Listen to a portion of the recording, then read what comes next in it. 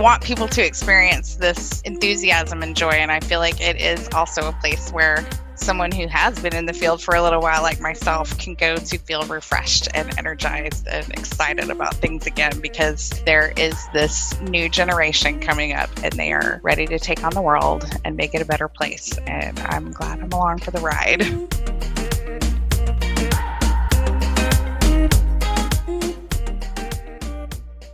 So here we are on the last keynote, on the last day of the Young Architect Summer Series. And as we wrap up this event and you move forward back into the world, I want you to ask yourself some very simple questions. How can I embrace many different communities? How can I solve problems collaboratively with the community? How can I elevate others?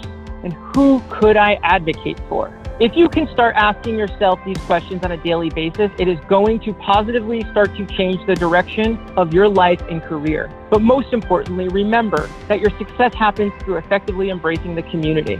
Community is a big part of what Young Architect is about. In fact, focusing on community is 100% of what these events like this are all about. A true grassroots event for the community, by the community. I can't imagine what going to any other architecture conference will ever be like for me because, Michael's ruined me now. Like, these are the best of the best, it sounds like. And so it's my only experience. How do you beat that? But even just networking events, it's so different. That's just so easy to do in YAC, in the summer series, just in the community in general. I didn't know what to expect when I joined.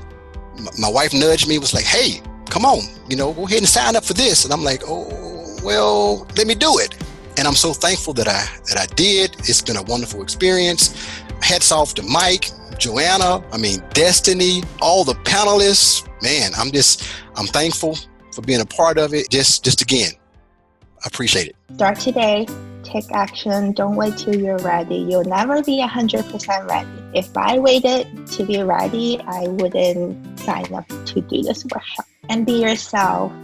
The danger of showing up online is that you will start comparing yourself to other people, to everyone on Instagram that looks so perfect. Don't compare yourself to others. Just try to be yourself, be authentic, be who you are. And one of the most important things of having a brand is be a human first. It can be a very uncomfortable situation when you show up.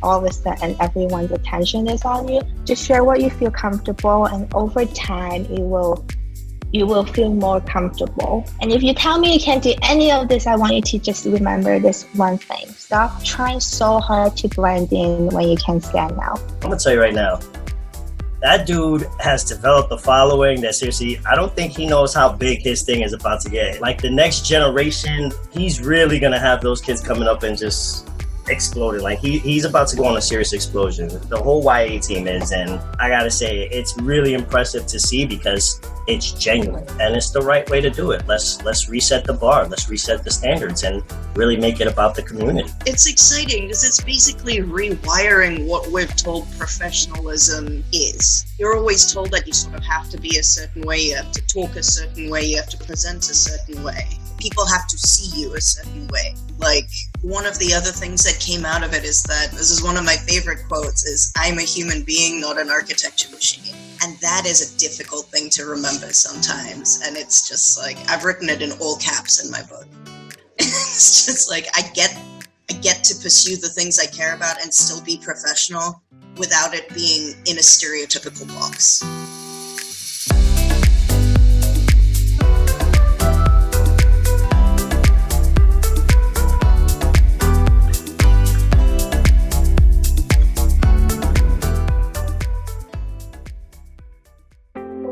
So what is empathy mapping? It's a tool that's really designed to help you kind of step into somebody's world and really understand what's happening and what's going on at any given point in your relationship. So what does an empathy map look like? So when we're all done, ideally, we've got this nice, big, beautiful map. What are the types of things that we are trying to learn and uncover? So we're going to ask questions. What are they asking? And needs, what do they want during that phase? And thinking, what is weighing on their mind? And feeling, how do they feel and why? Saying, what are they saying, not asking? and doing? What are their actions or activities at the moment? And then lastly, we're going to come back and revisit and create action items that will really address certain issues or concerns along the way. These are people that, you know, I've met and I've formed a relationship with, and I don't forget about them in a week or 2 weeks. This is truly a community that will continue to last. These people want to be part of this community. It's something that you want to be active in and continue to put your all into it. And that's just something that I haven't seen with other conferences that I've been to. I saw more people that were in my position.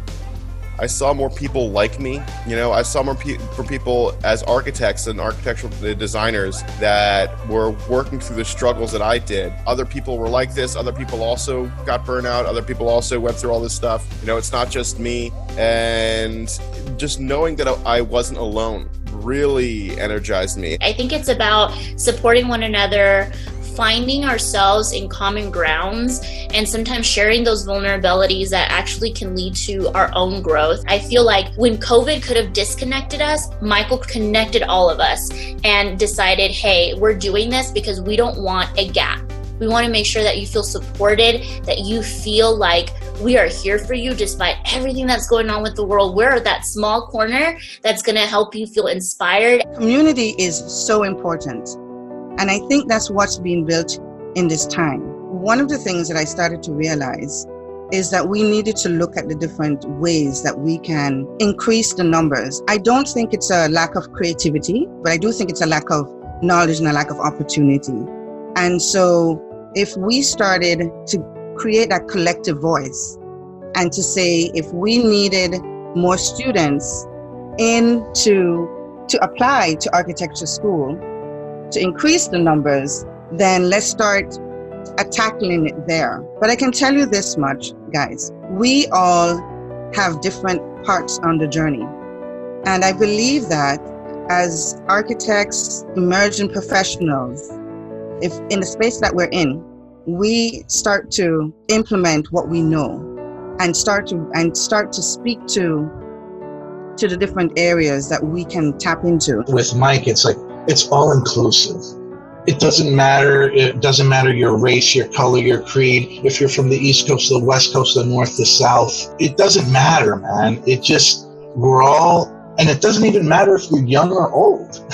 You know, it just, what matters is that you want to better yourself in the future. That's the bottom line.